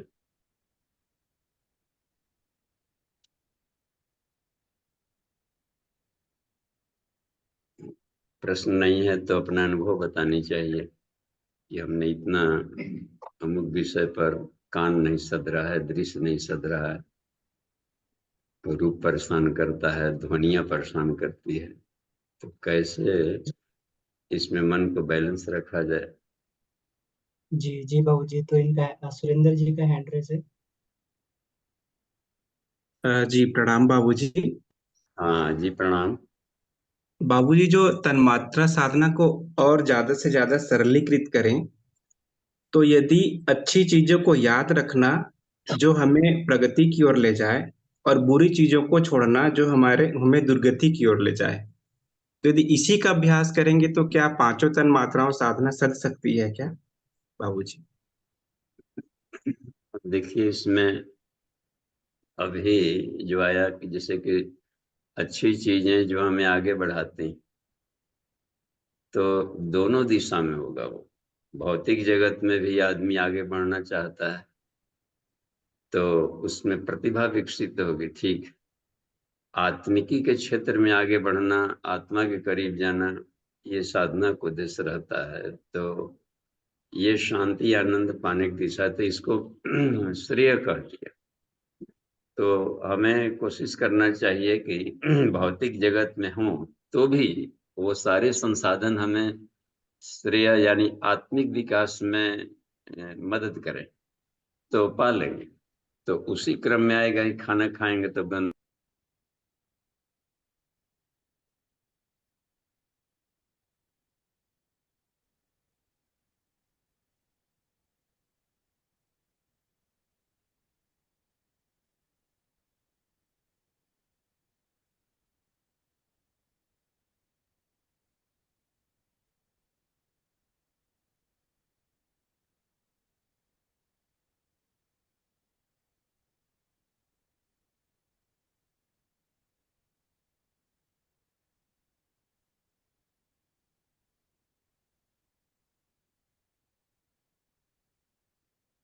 बाबूजी डिस्कनेक्ट हो गए हैं इसमें। जी, तो भैया गोकुल जी भाई साहब, आप इसको कंटिन्यू कर दीजिए प्लीज। जी हाँ भैया। तो एक बार जरा समझ प्रश्न को फिर कहेंगे, आप क्या कह रहे थे? जी प्रणाम भाई साहब। मैं ये जो समझा, जो सार निकालना चाह रहा था तन्मात्रा साधना का, कि उन सारी गतिविधियों को हाँ हम शामिल करें जो हमारी प्रगति में सहायक है, हाँ, जी जी। और उन हाँ, सारी बाबूजी आ गए। गतिविधियों को छोड़ें जो हमारी दुर्गति में वो है बाधक। हाँ जी, अच्छा है। ये प्रयास हमें बहुत सार्थक ले जाएगा, लेकिन एब्सोल्यूट ट्रूथ भी जानना है हमें। केवल अपने प्रगति में सहायक है तो भौतिक जगत में कि आत्मिक जगत में? गुरुदेव ने प्रगति शब्द का प्रयोग सिर्फ आत्मिकी के लिए किया है। भौतिक क्षेत्र के प्रगति को उन्होंने प्रतिभा शब्द से जोड़ा, प्रतिभाएं सिर्फ विकसित होगी उसमें, लेकिन वो हमें आत्यंतिक नहीं देखा। वो प्रगति लाइफ टाइम नहीं रहता है। हाथ कांपेंगे, आंख कमजोर हो जाएंगे, वो हो जाएंगे, फिजिकल वर्ल्ड फिटनेस ये सब बंद होगा। और वो सब निर्भर करता है हमारी कर्मेंद्रियों ज्ञानेंद्रियों के स्तर पर, बाहर का। और कितना और सुंदर बनाएंगे, काल उसको समाप्त कर डालेगा। परिवर्तनशील सत्ता है। तो शाश्वत आनंद अपने आत्मा के भीतर में ही है, अपने भीतर। तो पर्सनालिटी की रिफाइनमेंट में उसका उपयोग किया गया कि नहीं भौतिक जगत का? जी। जी बाबूजी, तो प्रगति और प्रतिभा दोनों के मानक क्या हो बाबूजी वर्तमान परिप्रेक्ष्य में? तो अ, अभी वर्तमान परिप्रेक्ष्य में प्रतिभा को हम देखें तो वह कि संसार में हम एडजस्ट कर सकें, समायोजन। हमारी प्रतिभा ऑर्डर ऑर्डर ऑर्डर ना हो जाए समाज के लिए। अपनी प्रतिभा से दूसरों को नीचा भी न गिरावें। उस प्रतिभा का समाज का अपलिफ्टमेंट में काम लाएं। जैसे उत देवा अवहितम देवा, जो किसी भी तरीके से समाज में, चाहे शैक्षणिक स्तर पर हो या सामाजिक स्तर पर, पिछड़ा हुआ है तो उसको ऊपर उठाना। तो हमारी प्रतिभा इसमें काम आ जाएगी। तो वो method and mode of teaching सीखना होता है। कैसे अपलिफ्ट करें, पैसा तो कमाएं लेकिन खर्च कहाँ करनी है, ये अधिक काम की चीज है। तो उसमें प्रतिभा की जरूरत पड़ जाती है हर फील्ड में आगे बढ़ने के लिए। अब ज्ञान ही बढ़ा लिए तो इस ज्ञान से कहीं दूसरों को मूर्ख तो नहीं कहना शुरू कर दिए, तो दूसरों के उपहास में उस शक्तियों को नहीं कर सकते। तो वहां पर हमारी प्रतिभाएं उसके लाइफ को ऊपर उठाने में काम आ जाए। तो फिजिक्स, केमिस्ट्री, बायो, मैथ जितना भी हमारे सब्जेक्ट हैं उससे साइको से जोड़ा जा सकता है, psycho physics, psycho bio, psycho आत्मिक विकास में। तो ये तो आ जाएगी इस क्षेत्र में। और आत्मिकी के क्षेत्र में आज के परिप्रेक्ष्य में यह है कि हम सलाह लें, सम्मान दें, बस अभी इतना ही है, करें अपने मन का।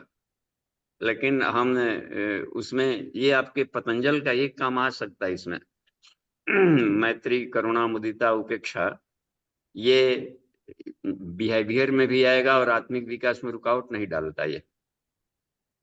जी बाबूजी। हाँ, संसार में रहते हुए आगे बढ़ने में ये बहुत हेल्प करता है। ये बहुत अच्छा सूत्र दिया है उन्होंने सर्वाइवल का।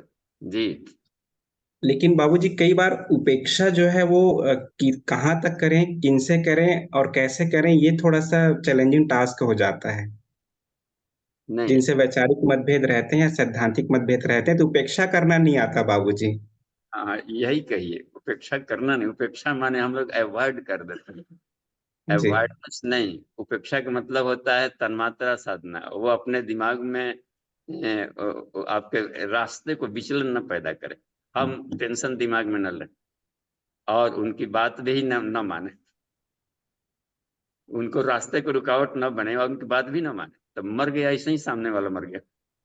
वो मनवाने के लिए कुछ कर रहा था, हम बात नहीं मानेंगे, अब वो कर गया तो ये हो गया। और अपने रास्ते चलते रहेंगे, उनके रुकावट भी न बनेंगे, तो हमसे बड़ा दबंग उनको मिल जाएगा कहीं जो दबा देगा अपने ढंग से। लेकिन उनकी बात भी तो नहीं चली, गांधी पर बात भी नहीं चली अंग्रेजों की। वैसा प्रतिकार नहीं लिए जैसे कि गर्म दल ले सकते थे, लेकिन बात भी तो नहीं माने। तो यह बात हो गई। तो इसमें आत्मिक विकास में दिक्कत नहीं आई। जी बाबूजी जी, धन्यवाद। जी धन्यवाद। जी प्रणाम। हैंडरेज है मरोड़िया जी का भी। जी जी बाबूजी प्रणाम। हाँ जी गोकुल प्रणाम। मुद्रा जी को भी प्रणाम। बाबूजी आज मन की बहुत अच्छी व्याख्या की है मुद्रा जी ने।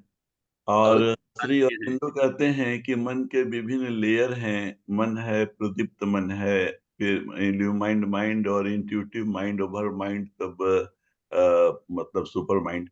मेरा ये प्रश्न है बाबूजी कि मन से अति मन, मतलब मन की मनमानी से परे जाने का सुगमतम मार्ग क्या है? हम्म, तो सुगमतम शब्द भी है ना यहाँ, तो ये परेशान करता है सुगमतम। तो सुगमतम मार्ग ये है कि हम ईश्वर से प्रेम करें, और ईश्वर सर्वव्यापी है। तो सर्वव्यापकता में हम ईश्वरत्व को कैसे देखें? तो ईश्वर जो समर्पण है सबसे सुगम मार्ग है। तो ये हुआ करता है ईश्वर से प्रेम। ईश्वर से प्रेम यानी उसकी बनाई हुई सृष्टि से भी प्रेम, क्योंकि वह सर्वव्यापी है। तो हर कण कण में व्यापी है। तो देखने आया कि नहीं आया? तो देखने यदि आ गया तो अतिमानसिक लेयर जग गया। मन तो ऊपरी का लेयर देखता है ना, रूप रस गंध शब्द स्पर्श को देखेगा, लेकिन अति मानसिक उसकी आत्मा को देखेगा। ये तो वेरिएबल है रूप रस गंध। तो इसको बांधकर भी हम नहीं रख सकते। अपने अपने चेहरे को कब तक से सुंदर बनाए रख सकते हैं बाहरी संसाधन से? तो अब रह गया कि आत्मा को सुंदर बना लिए तो रूप रहते भी शानदार लगेगा सुकरात की तरह, और लाइफ टाइम सुंदर लगेगा। तो यह रह गई बात में कि आत्मिकी से हम प्यार करना बड़े कमाल की बात होती है। कोई कैरेक्टर के हीन मिलेगा, मान ले कि चरित्र का ऊंचा नीचा मिल गया, तो हम चरित्र को क्यों देखें? उसकी आत्मा को देखें। चरित्र तो रातों रात बदल जाता है। कल का रत्नाकर नाको पता नहीं कब ब्रह्मर्षि वाल्मीकि बन जाए और हमसे आगे निकल जाए। ये तो यू टर्न कभी भी ले सकता है आदमी। तो हम उसकी आत्मा को देखते रहते तो हमारा कोई नो प्रॉब्लम, क्योंकि हमारा जो इष्ट है वो तो उसके हृदय में बैठा है। तब बाहरी के लेयर के आधार पर हम कैसे घृणा कर सकते हैं? क्योंकि हमको पाना है ना, जो जिसको पाना है उसके भीतर में बैठा है। तो ये अतिमानसिक लेयर वहां पहुंच सकती है, क्योंकि मन से ऊपर है वो आत्मा, जहां मन की पहुंच न हो। तो ये सब मन के, चूंकि मन शब्द लग गया है, इसलिए यह मनोमय कोश की साधना में आएगा। विज्ञानमय कोश को भी मनोमय में जोड़ दिया है इन्होंने, ये याज्ञवल्क्य ऋषि ने। प्राणमय, मनोमय, विज्ञानमय, तीनों को एक कर दिया, सूक्ष्म शरीर कर दिया, नॉन विजिबल है। सिर्फ आनंदमय को रखा है इनसे अलग, पीस एंड ब्लिस को बस। और स्थूल शरीर में सिर्फ अन्नमय को रखा जो विजिबल है। तो गुरुदेव ने कहा कि वर्गीकरण कैसे है, तो 5 ही शरीर, बस 5 का हम लोग अपने ढंग का लाभ करें। तो ये बात हमको लगता है कि इसी को तत्व दृष्टि का, तत्व दृष्टि का मतलब ही होता है कि आत्म तत्व को देखा कि न देखा।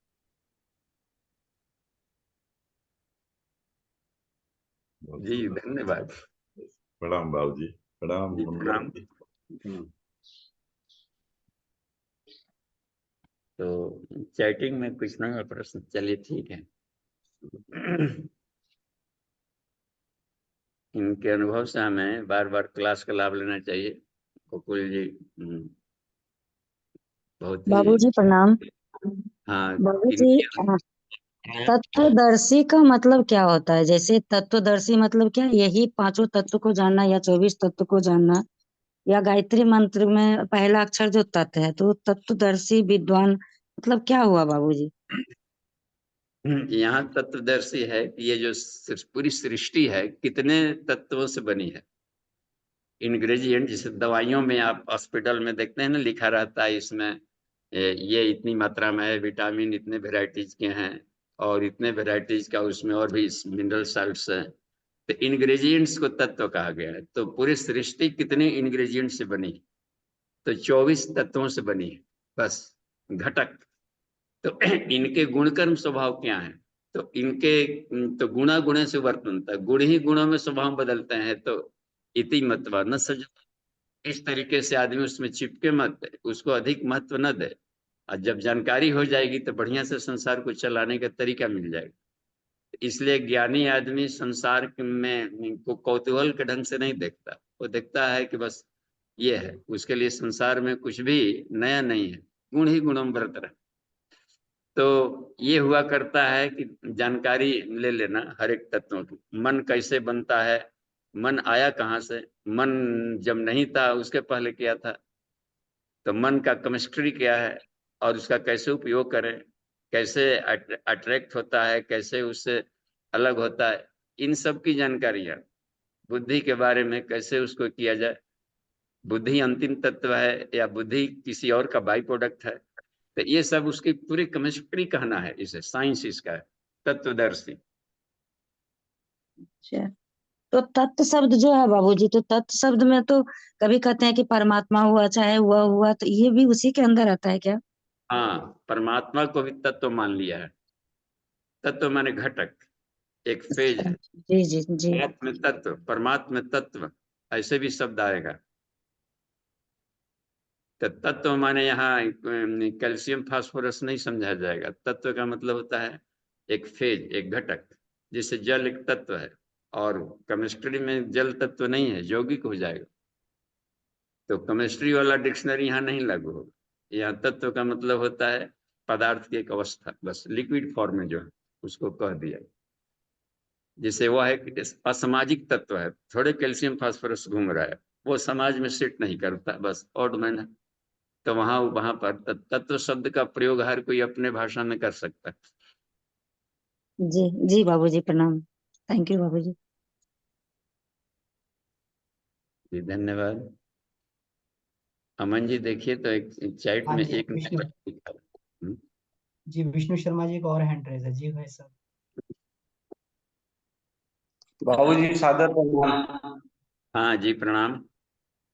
गोकुल जी को प्रणाम। जय गुरुदेव। बाबूजी, जैसे गीता में ध्यान योग में बताया गया है, शरीर रूपी रथ में घोड़े इंद्रियों का प्रतीक और लगाम मन का प्रतीक और बुद्धि सारथी है। तो इसमें जैसे इंद्रियों को नियंत्रित करने के लिए आज की क्लास में बताया गया है, तो उसमें सबसे ऊपर बुद्धि है।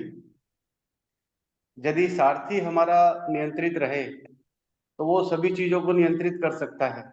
जैसे कृष्ण भगवान ने पूरे के पूरे महाभारत में अर्जुन को लेकर पूरा महाभारत जीत लिया था। तो ऐसा कोई शॉर्टकट है क्या जिससे बुद्धि को नियंत्रित करके पूरी की पूरी इंद्रियों को नियंत्रण में लाया जा सके? जी, तो बुद्धि भी काम करता है आत्म तत्व में। कैसी मान्यता, एक मान्यता शब्द का गोकुल जी प्रयोग किए होंगे। तो यदि हम ये मान्यता है कि हम राजा है मानकर चल रहे हैं, तो राजा के ढंग से ही सोचेगा, बुद्धि उसकी काम करेगी। तो अपने को कोई ये मान लिया है, तो बुद्धि भी अहंकार जिसको कहा जाता है, अहंकार बुद्धि से श्रेष्ठ कहा जाता है। महत्व तत्व के बाद अहंकार, अहंकार के बाद में ये सब तत्व निकलना शुरू हुआ। तो अपने आप की मान्यता बना लेना, अपने आप को जैसे मान लीजिए कि मैं आत्मा हूँ, शरीर नहीं हूँ, शरीर में हूँ लेकिन शरीर हूँ नहीं। तो अब रह गया कि अब शरीर की मांग अलग है, शरीर का भोजन अलग है, शरीर का रख रखाव अलग है, और आत्मा का भोजन अलग है। ये मान लिया जाएगा कि ये मन है तो मन का स्वभाव अलग है, मन के भोजन अलग हैं, स्वाध्याय सत्संगी सबसे प्रभावित होता है। बुद्धि का अलग है स्वभाव होता है, श्रेय प्रिय को ढूंढना, कि हम संसार वाला रास्ता चुने कि शॉर्टकट रास्ता चुने कि वो चुने। तो अब ये रह जाता है उसमें, तो तभी न चुनेगा जब एक आत्म तत्व देखेगा, तब क्या श्रेय और क्या प्रिय, वहां पर तो दोनों एक हो जाएंगे। क्योंकि जब ईश्वर ही सर्वव्यापी है तो श्रेय प्रिय का झंझट ही खत्म हो जाता है। तो अब ये रह जाता है कि मान्यता कैसा बना करके चल रहा है, तो अपने आप का। तो इसको सेल्फ है मान्यता। अहंकार माने, अहंकार एक तत्व भी है, प्लानिंग डिपार्टमेंट एक मान्यता बनाकर कोई थीम बनाता है मकान बनाने के पहले, उसके आधार पर फिर सोचना शुरू करता है, इंद्रियों को दिशा देगा। लेकिन थीम ही यदि ये आ जाता है रिफाइन में कि मैं आत्म तत्व हूँ और ईश्वर ही सर्वव्यापी तत्व है, तो उस हालात में उसके उसके बुद्धि उसके ढंग से अब काम करेंगे। तो उद्देश्य रहता है कि अहम तत्व को माने सेल्फ को, सेल्फ माने एक्चुअली में, अहम माने मैं आत्म तत्व हूँ, यहाँ अहम माने आत्मा, मैं आत्म तत्व हूँ, इस ढंग से मान्यता होगी जी। अहंकार को रिफाइंड करना। अहंकार योग की साधना एक किताब है जी। कौन सी किताब बोले बाबूजी? अहंकार योग की साधना, ये तो बड़ा अजब लगा हेडिंग देखकर। अहंकार को भी बढ़ाना है, बढ़ाना माने अहंकार को शुद्ध करना। अपनी मान्यता क्या, तो मान्यता में मैं क्या हूं कोई कहा जाता है अहंकार योग की साधना। तो उनकी साहित्य पढ़ेंगे मैं क्या हूं, तो उसके आधार पर अब बुद्धि काम करेगी उसकी।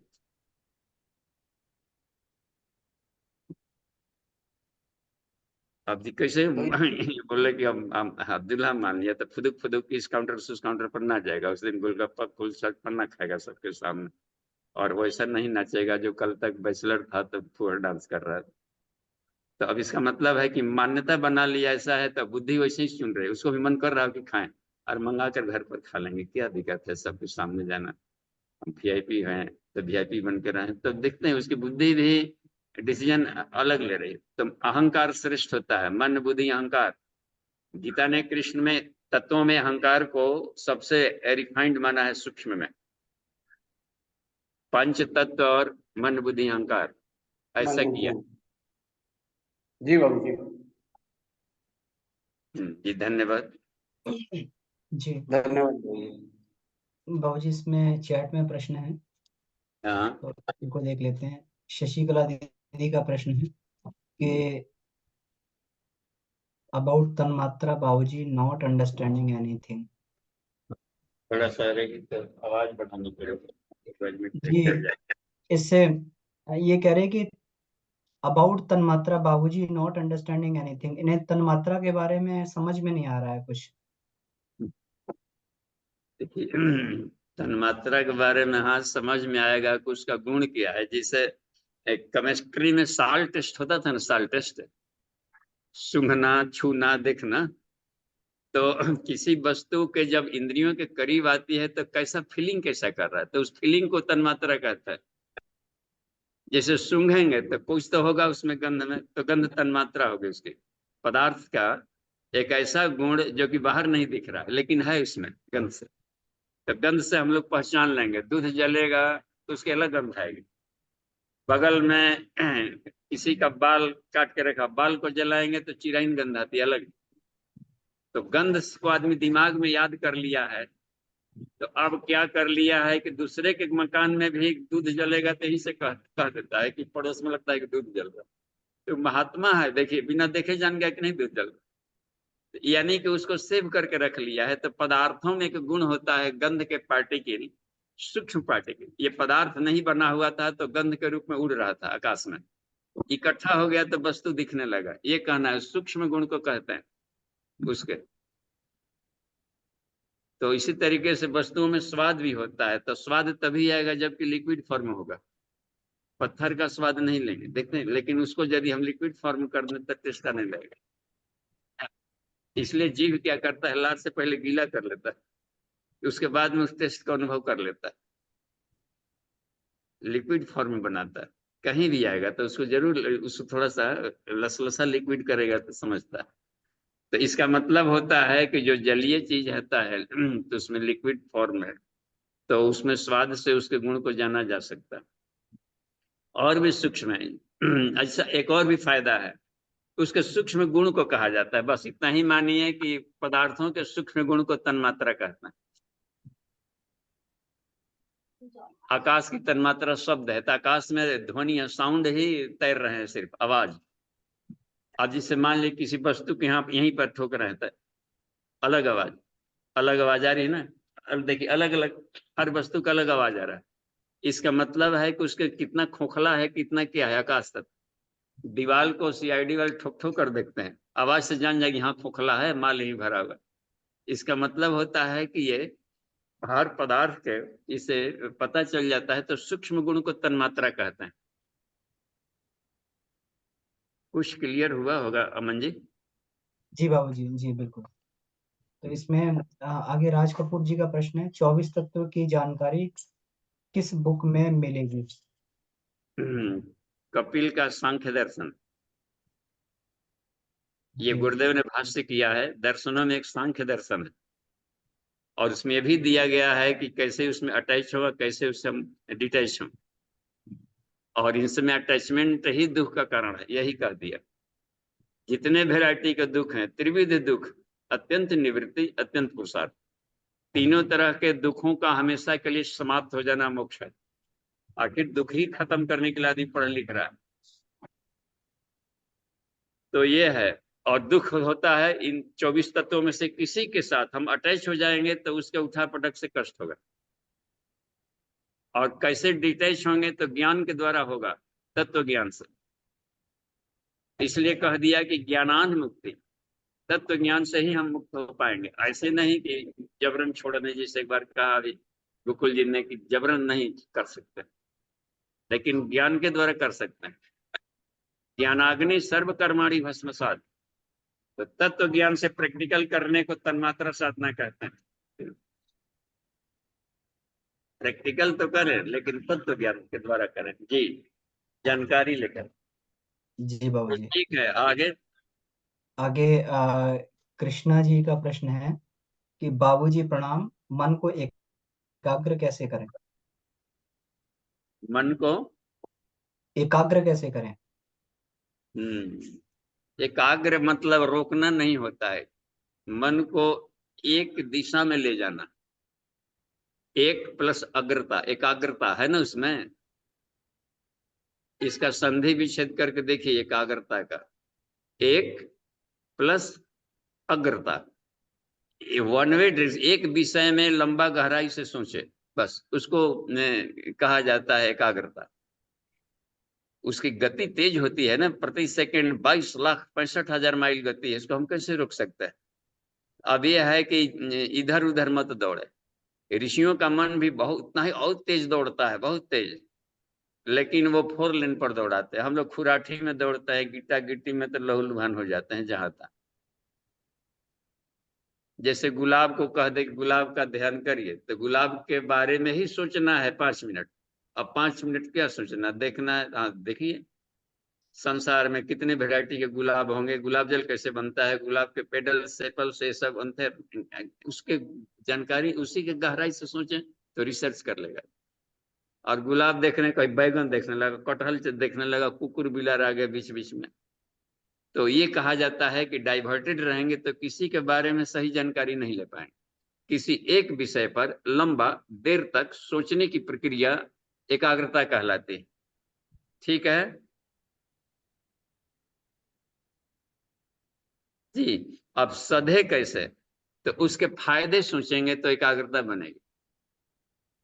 किसी भी चीज को लाभ यदि अधिक देखा जाए तो अरे इतना फायदा है, यहाँ भी फायदा, वहां भी फायदा, ये भी फायदा, ये भी लाभ, वहां भी फायदा है, ओहो तब तो ये नहीं है वो हमको पाना है। तो दिलचस्पी बढ़ती, इंटरेस्ट है, इंटरेस्ट एकाग्रता को जन्म देता है। रुचि बस नहीं तो बहुत काम काज बहुत फायदेमंद है, तब तो हम खाएंगे। कहाँ मिलता है जी? यहाँ नहीं मिलता है, 12 किलोमीटर दूर में, अभी जाते हैं मंगवाते हैं। इसका मतलब है कि वो जुनून सवार हुआ। तो लाभ के बारे में अधिक चर्चा किया जाए, फायदे गिनाते हैं। कहीं पर सड़े गले लोग चीज भी प्रचार में बेच देते हैं, फायदा खाली कहेगा, घाटा पूछिएगा तो ना, घाटा नहीं, फायदा केवल गिनाएगा। तो हम किसी भी चीज के फायदे देखें बस। अच्छा, नहीं अपनाने का नुकसान देखें। नशा खाने से क्या क्या घाटा, इस पर भी खूब सोचे। बाप ये भी घाटा, वो भी घाटा, कैंसर हो जाएगा तो जबड़ा यहाँ काट के निकाल देगा तो वेंटिलेशन हो जाएगा, मक्खियां घुसेंगे, खूब सोचिए, भगंदर बनाएगा। तब उधर से वैराग्य होना शुरू हो जाएगा। और नशा नहीं खाने के फायदे शुरू करना शुरू कर दीजिए। वाह ये फायदे है, इतना फायदा है, तो ये कमाल के हो जाएंगे। क्योंकि आदमी के शरीर में ब्रेन कभी भी डोरमेंट्स नहीं होता है, जो नशेड़ी नहीं होता। तो ये है बहुत बढ़िया कमाल की बात। तो ये है कि अधिक फायदा सोचें और उसके बुराइयां अधिक, नाफा हद से ज्यादा अधिक, तो एकाग्रता बढ़ जाएगी उसके फायदे देकर सुनने के। तो कंसंट्रेशन का ये उपाय है बढ़िया जी।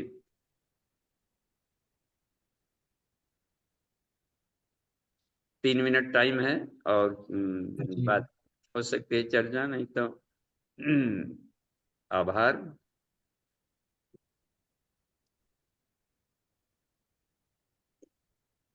एक और हर्ष पाडिया जी बेंगलोर से। हाँ जी दी प्रणाम, हैंड्रेज है। प्रणाम बाबूजी। हाँ बाबूजी प्रणाम। हाँ जी प्रणाम कहा जाए। बाबूजी जो शब्द सुनाई देते हैं, ध्वनि जो सुनाई देती है, तो वो बाहर से सुनाई देती है, क्यों अंदर से नहीं सुनाई देती? कहाँ से सुनाई देनी चाहिए? सवेरे और ज्यादा सुनाई देती है, लेकिन सारा दिन जो सुनाई देती है तो वो बाहर से आती है या अंदर से आती है बाबूजी? कितना भी देखिए कोशिश करते हैं कि अंदर से आए, लेकिन अंदर से नहीं आती, शरीर के अंदर से नहीं। देखिए शरीर के अंदर वाला भी कहा कि कान को यदि हम लोग बंद कर ले, होता है शब्द तन्मात्रा में धीरे धीरे, तो सूक्ष्म कर्णेंद्रियां जगाई जाती है। जो शब्द तन्मात्रा का अभ्यास किया जाता है, बहुत धीमी आवाज और धीमी आवाज। तो अब है कि रात्रि में जब सो सा जाए सब लोग, आधी रात्रि को नीरव लगे अपने रूम में, उस हालत में जिसे बाहर की ध्वनि नहीं आ रही, अपने कान को भी मुद लें बस कस के, अभी भी देखें कान को बंद कर, तो मस्तिष्क में चलने वाली आवाजें आएंगी, कभी चित्र विचित्र आवाज आएगी, और उसको भी फॉलो करिए। उस आवाज के पीछे कौन सा आवाज है, उस आवाज के पीछे कौन सा आवाज है, तो कर्णेंद्रियां सूक्ष्मती जाएगी और अंत में एक अथाह शांतिमय आनंदमय अवस्था में हम पहुंच जाएंगे, जहां साउंडलेस है, जहां ओम की ध्वनि भी वहां पर बात है। अब बहुत अथाह शांति आनंद आएगा कि यह ईश्वर अशब्दम है। और जैसे जैसे आता है प्रकृति क्रम में, तो ये ध्वनियां ओंकार ध्वनि कहा जाता है कि आनंदमय और शांति की लहरों को ही कहते हैं आनंद। और धीरे धीरे वही सब शरीर के भीतर में कभी गड़गड़ गर्जना और घंटी या घुंघरू या पायल ये सब दिखाई पड़ता है। तो शरीर के भीतर में भी कोशिकाएं टूटती रहती है, खाना बनते रहता है, मैसेज तेजी से आते जाते रहते हैं, उनकी सब आवाजें हैं ये। इसके आधार पर बाहर के घटनाक्रम को भी आदमी जान लेता है किस तरीके से। पायल की झंकार की तरह आ रही हो तो उसमें गुरुदेव ने कहा कि समझिए कहीं न कहीं पर गला ही चल रही है, विनाश शिव जी के वो है तांडव नृत्य का। सागर की लहरें जैसे कहीं पर आ रही हो तो सृजन का कार्य चल रहा है। तो ये हमेशा चलते रहते हैं अंतरिक्ष में। तो सूक्ष्म कर्मेंद्रियों को जगाने का तरीका है कि बाहर की ध्वनि को बंद किया तो भीतर से आने लगती। तो नहीं उद्देश्य बाबूजी, हमें, लेकिन हाँ बोलिए। नहीं बोलिए आप। हाँ, वो जो सुनाई देती है कान बंद करके भी वही आवाज है, और कान खुले हैं तो भी वही आवाज है। और जो ओम की आवाज है वो भी मैं कितना कोशिश करती हूँ, लेकिन वो बाहर से ही आती है लगता है, अंदर शरीर के अंदर से नहीं है वो। अच्छा, तो तो ऐसे करें तब इस हालत में, अब ओम भी कोई बोल रहा है ओम, बाहर बैखरी बोल रहा है तो कान में तो आएगा ही आएगा। अब इस तरीके से जो बैखरी ना हो तो उसके ऊपर होता है मध्यमा हाव भाव आकृति से ओम को देख रहे, वो भी ना हो तो मन ही मन, मन के द्वारा मन के उत्पन्न, तो वो तो सुनने का विषय नहीं, वहां तो मन ही मन के बात ये चलेंगे, विचार के रूप में आएगा। तो अब रह गया कि शांति, तो सबसे ऊपर है जब जब आपको आनंद मिलता है तो उसी को आनंद, उस आनंद को ओम कहिए बस। जब आप शांति और आनंद फील करते हैं वही ओम है, तो वो तो भीतर से ही ना फील अनुभव करेंगे। लेकिन आवाज तो बाहर से आती है ओम की। अब आवाज शब्द को गोली मारिए, ईश्वर आवाज नहीं है। लेकिन सुनाई देती है, उसका क्या करें? सुनाई देती है तो उसको साक्षी भाव से देखें, आवाज आने दे, आवाज आने दे, बस उसको देखकर खुश होइए। सभी आवाजों में हमें खुश होना है। लेकिन वो बाहर से क्यों आती है, अंदर से आना चाहिए ना बाबूजी। नहीं, अंदर से भी आ सकती है, तो अंदर से भी आती है ना, भीतर की आवाज, कान बंद करते हैं तो भीतर की आवाज है वो बाहर की आवाज नहीं है। जो भीतर की आवाज कान बंद करने पर सुनाई पड़ रहा है। तो शरीर भी चूंकि बहुत बड़ा कारखाना है इसलिए उसके भी आवाज आते रहती है। इसका मतलब है कि संसार में संसरण है, गति चलती, तो आवाज आएगी ही आएगी। अब हमें है कि इस आवाज को सुनी अनसुनी कर दें, यानी सापेक्ष भाव से इसको हम, रोड पर लोग चलते रहते हैं तो कहाँ आदमी हर जगह रोक रोक करके डिस्टर्ब करता है किसी को या पूछता है। तो साक्षी भाव में देखेंगे तो सुनते हुए भी नहीं सुनना कहा जाता है, या ओम ध्वनि ही विभिन्न रूपों में भावनाओं में आकर के विभिन्न शब्दों में बदल गई है। ये नादजों की साधना में हम लोग उसको देखेंगे जब क्लास शुरू हो जाएगा तब। ठीक है, समय हो गया है, फिर मिलेंगे। धन्यवाद बाबूजी, धन्यवाद बाबूजी। अमन जी। जी भाई साहब, गोकुल जी भाई साहब से निवेदन है, जी भाई साहब शांति पाठ है करके इस क्लास का समापन करने के लिए। आइए परमात्मा तुझसे यही प्रार्थना करें कि हमारी ये सारी ज्ञानेंद्रियां आपसे संपर्क स्थापित करने का माध्यम है, और जो भी संकेत मिलते हैं परमात्मा के, इन ज्ञानेंद्रियों की तन्मात्राओं के माध्यम से हमें मिलते हैं, उन्हें रिसीव करें और उसके हिसाब से अपना जीवन यापन करें, अपने अंदर साधक का भाव विकसित करें। आइए 3 बार शांति मत बोलते हुए शांति पाठ। ओम शांति शांति शांति। सभी को प्रणाम।